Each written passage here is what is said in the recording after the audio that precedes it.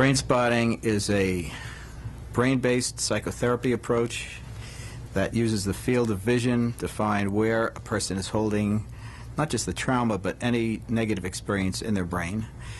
We say with Brainspotting that where you look affects how you feel, because literally when we look in different places we feel differently. If a person is thinking about a problem and they look to their right or look to the left or up or down, literally one spot they're going to feel more activation, another spot they'll feel less. Where they feel more activation, if they look at the exact pinpoint area where they feel it the most and observe what goes on inside, we call it their processing, the brain first will find where it's held in the system and then will start to resolve it or unwind it until it really gets to a point of resolution.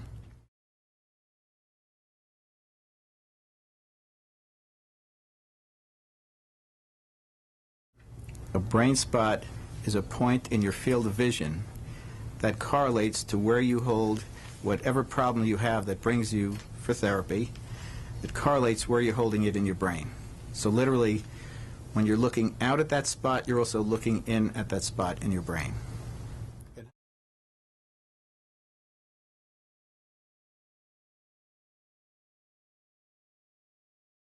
I was working with an ice skater, and I was using a technique that used slow eye movements, and she was blocked on one particular jump, the triple loop, and she had mastered everything else, but this was the last piece that we weren't able to work through.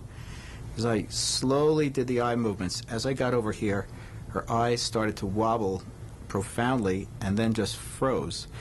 When that happened, literally I felt like somebody grabbed my hand and I just held it in place. For the next 10 minutes, a torrent of material came out from her. This was traumas that we hadn't gotten to in a year of intensive work, other negative experiences. But what was even more interesting was that things that we had fully worked through came up again and processed through to a deeper level. I had a sense when this happened that I had stumbled onto something profound. So when I started to try it out with other clients, using the slow eye movements, just looking for those eye freezes and eye wobbles and so on, anytime I saw it, I held my fingers in place and I had them look there, and a similar thing happened where they went into a deeper processing that just seemed to go on and carry things through to a point that hadn't happened before. I started to also show some of my other friends who are therapists. They started to try it with their clients, and over the course of the next 2 to 4 weeks, from what I was observing and what they were telling me, I could see that something was happening that hadn't happened before.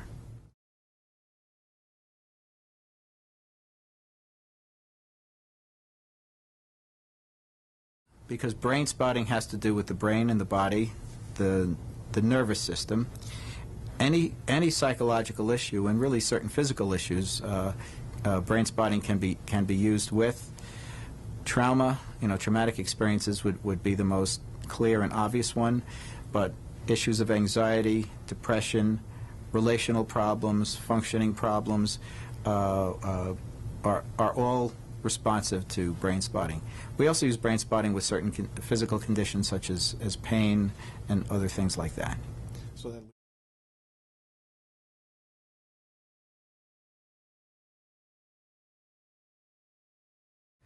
we use brain spotting with everybody for one simple reason.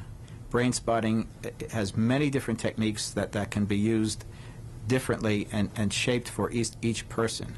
So because brain spotting is not just one approach, but a variety of approaches, and also brain spotting can be integrated with other therapy approaches, it can be modified to work with anybody.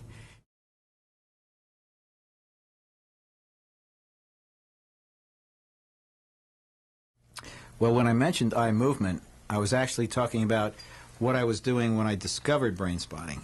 But when I discovered brain spotting, what revealed itself was eye position and eye fixation. So although I was doing these slow eye movements, when I saw that eye wobble and that eye freeze, okay, I held it right in place. Brain spotting is based on eye fixation, and it's based on focus. Okay, EMDR is based on eye movement. Eye fixation is very precise. Okay, it's almost like a laser. Eye movement it's kind of like a power tool, but it's not precise at all because you really don't know how far to go, how fast to go, how long to go. Brain spotting, we know exactly how to go because the client is staring at that spot and it goes from there wherever it goes, and we just follow them wherever they go. There are some other differences as well, which is that the EMDR model has a lot of protocols and procedures as far as, well, you do this in this circumstance and that in that circumstance. Brain spotting, although we have a structure, is a much more open model because what we're doing with brain spotting, with all the different brain spotting tools, is that we're tracking the client and we're choosing which type of brain spotting to use with them at which time and which combination. So it's a much more open, flexible model.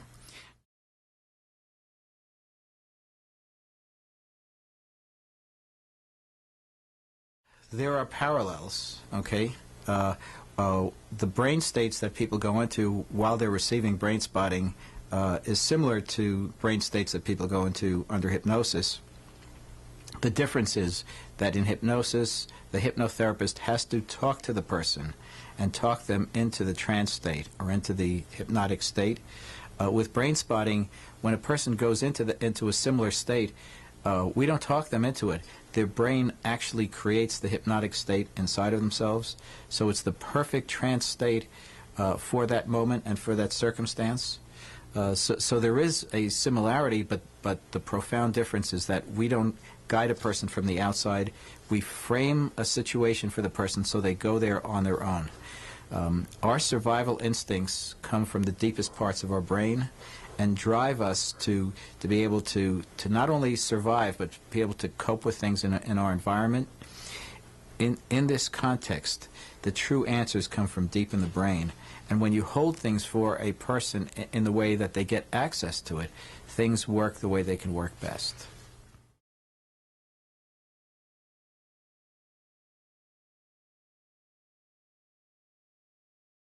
Well, I tend to be an innovator. And whenever I'm working with people, sort of in a creative way, different things come to me, like, what if I tried this or what if I tried that? So I'm trying out new techniques all the time. So for me, most of these techniques become interesting or they help a certain person at a certain time.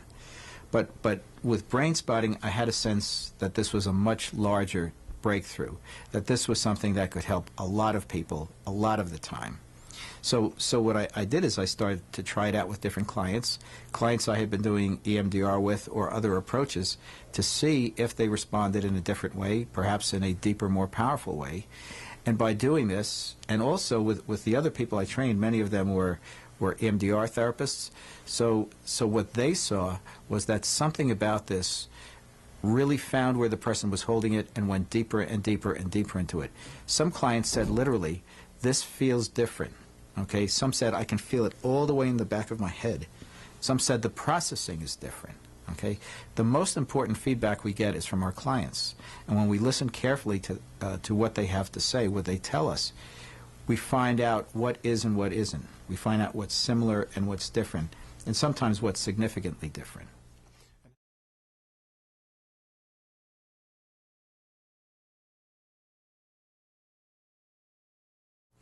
Well, first of all, different people have different histories, different conditions.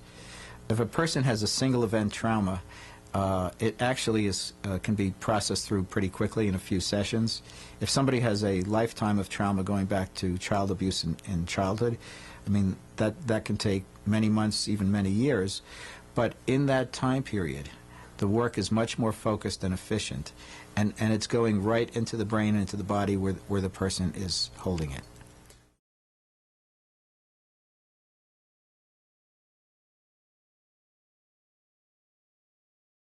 The brain has 1 quadrillion connections. That's 1 billion multiplied by 1 million. That's almost infinite as far as we know. The reason the brain has these massive amount of connections is because it needs to be scanning the entire body and the brain itself down to a cellular level, perhaps down to a molecular level. Okay? This massive, incredibly subtle scanning mechanism, when you harness it, when you turn it on itself, can find what's wrong and can resolve it, which is really what it's there for. when somebody comes for therapy that they have a problem that they couldn't work through, it's because somehow their brain couldn't find it or couldn't resolve it, as it does most other things.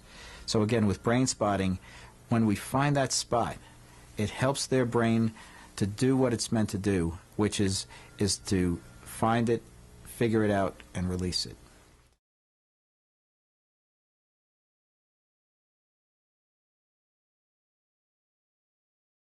Brain spotting can be very powerful for certain people. Sometimes after a session, a person will feel very mentally or even physically fatigued. Sometimes the processing will continue on for the next few hours, even for a day or so. So you might call those side effects. But in actuality, because doing brain spotting can be like running a mental marathon, that fatigue is a natural outgrowth of the process.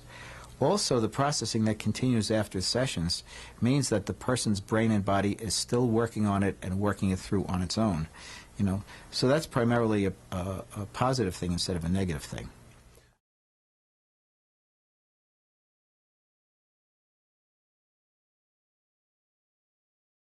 It's not just that brain spotting is different, it's that we approach it differently.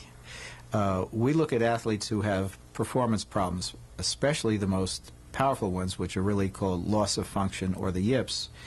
We look at them as having a trauma background. Okay? Most sports psychologists don't take a history and certainly don't take a trauma history. What we look for specifically are what we call the sports traumas. The sports traumas are comprised of sports injuries and of sports failures and humiliations. Most athletes started when they were very young, so the issues of sports injuries and sports failures starts young and gets repeated over and over again. These are traumatic to the athlete, and the sports injuries are physically and emotionally traumatic to the athlete, and they collect over time. So before we even get to the application of brain spotting, the conceptualization of the way we look at and understand what gets in the way of an athlete's performance is very, very different. But when you understand that the athletes are carrying these traumas in their brains and their bodies, we then apply brain spotting to find it, and it helps to resolve the block, to lower the anxiety, and the natural capacity to perform and to perform freely without overthinking and without inhibition just comes back to the athlete on their own.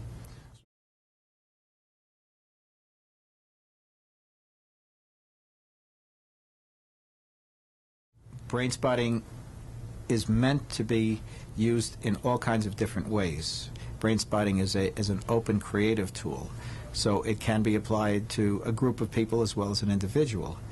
In sports, in working with a team, it's best to work with the individuals first and then to work with the team together. Because when you work with the individuals first, you're able to clear through their individual issues and traumas and blocks.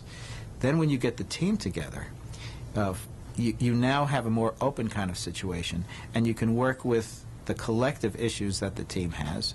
But we don't just go for clearing out the traumas and the blocks. We look for what we call expansion, which then becomes the opportunity to go over and above where you were even before you had the block or the performance anxiety.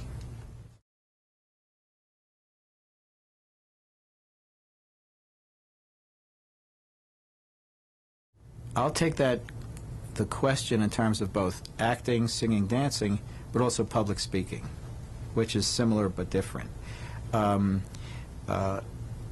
Performance anxiety, stage fright is much more commonplace for stage performers or people in front of the camera also, but particularly stage performers than anybody realizes. Sir Laurence Olivier, probably known as the greatest actor of our time, used to say to the stagehands when he came off stage, "Fooled him again." Okay? He had tremendous performance anxiety, stage fright. And there are actors and actresses that you'll see in film and on stage that you think are totally comfortable and confident, that really are carrying this intense fear and negative thoughts about their own performance. Again, this is like the athlete who loses the ability to throw or loses confidence at the plate. It's a very, very similar thing, because it's a performance that has to be done in front of other people, and there are expectations of how a person is going to do. Okay? That takes whatever it is that you're struggling with and just amplifies it dramatically. So what we do is we work both with the causative factors, and we take a history and we really look, when did the stage fright begin, when did the performance anxiety begin, and also what negative experiences happen from there. In addition to that, we actually work with how the person feels right before they go on stage, both as they imagine it and sometimes literally off stage.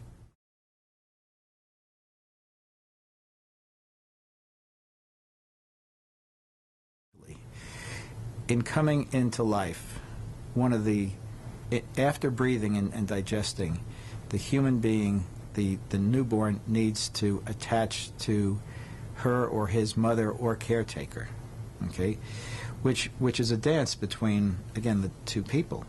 And literally what they need is, we'll say, a mother who is present, who's tuned in, who knows really what that newborn and then that baby needs as, weeks and months go by, and is able to just help them to form this basic human attachment.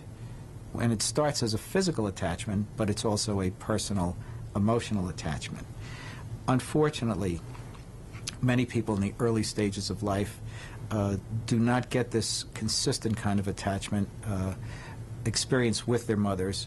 And it's not because they're bad or they're doing anything wrong. It's just that there are certain limitations that they have, difficulties they have with being attuned in a present sort of way for their baby. Who knows, they may have depression, they may have 3 other children, they may have economic crises, family crises.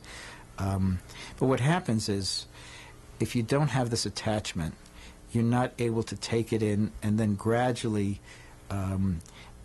develop in such a way that you feel like that you can be there for yourself and take care of yourself, which happens year by year by year and into adulthood. As far as dissociation goes, that really goes to more the profound traumas that people have early and often in life, and the worst ones are child abuse and sexual abuse and the worst versions of this, and unfortunately much more of that goes on than we know or even want to know. People who have been exposed to this early and often in their lives, what happens is that the human brain, in order to survive, a part of the brain will sacrifice itself and will encapsulate that traumatic experience and hold it off from the rest of the brain. And literally, it can be more than one area that encapsulates it. And what happens is those traumatic experiences are held in those areas of the brain without the access to the rest of the person's brain and to themselves. Many people grow up and they forget about the fact consciously of the horrible things that happen to them, although it's affecting them without knowing it. We call this dissociation, which means that a person dissociates from part of themselves and part of their experiences. It's not done with any conscious awareness. It's not done by intention. It's done in order to survive. And you'll see people who have horrible histories who are able to go out there and function in ways that would seem impossible. It's because of the adaptive nature of dissociation to preserve for a person the rest of their experience and the rest of the sense of themselves and really the world. But the problem is, when somebody is dissociated like that, you can't get to those parts of them in order to help them to heal. And those barriers, those dissociative barriers, are meant to protect the person and the rest of their brain from being flooded or overwhelmed by that which is terrifying or painful. In this context, if you have a therapeutic approach that goes there and breaks through that barrier, but we do it in such a way that they don't get overwhelmed, and we do it in such a way that they can begin to heal so that ultimately they can face it.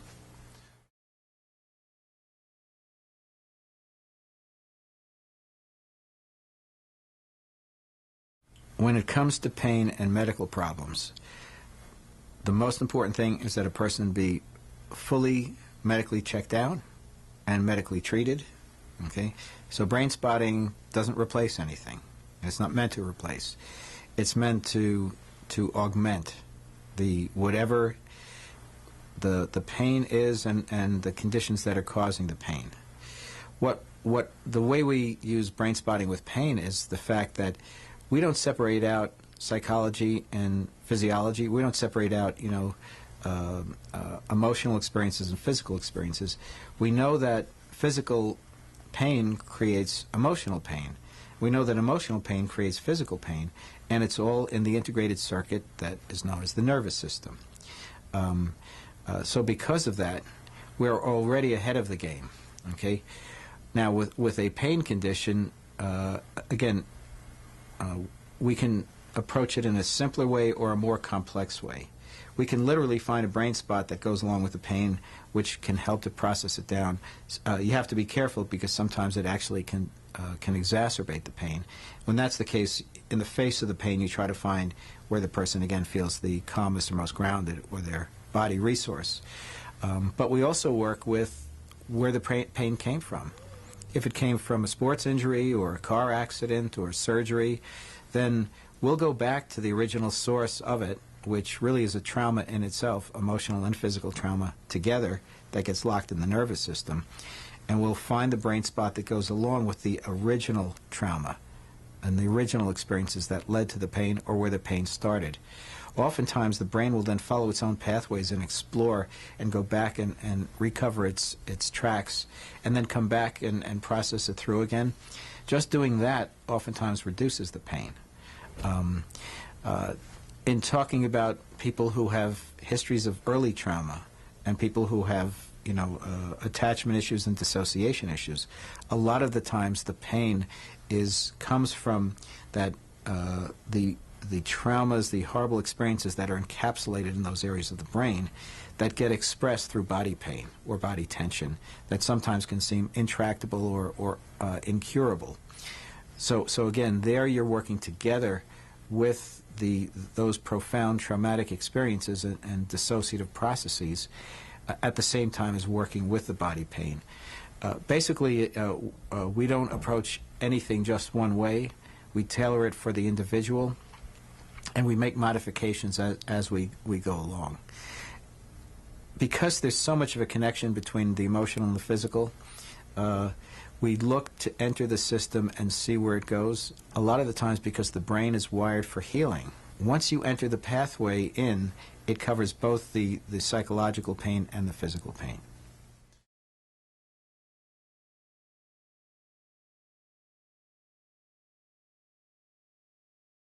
Well, my question is, why would you not want to become a brain spotting therapist? And that may seem like I'm being not so serious, but I'm being actually very serious. It is the responsibility of every therapist to provide the best services they can for each client all the time. The human system, like I said, is so vast that there's not just one approach that covers all the bases. Because brain spotting is cutting-edge and brain-based and also well-developed within the psychotherapy relationship, it allows a therapist to do whatever they were doing before, but do it better and do it with more focus. And you don't have to go back to medical school to study neuroanatomy, because we're working with the most powerful, profound, self-healing mechanism, which is the brain itself. Okay? A therapist who learns brain spotting will be able to help the person's brain and nervous system to find where the problem is, to focus on it, and hold it in place until it resolves itself. As far as I know, there's no other technical approach that does this in this way or does this as effectively as brain spotting does.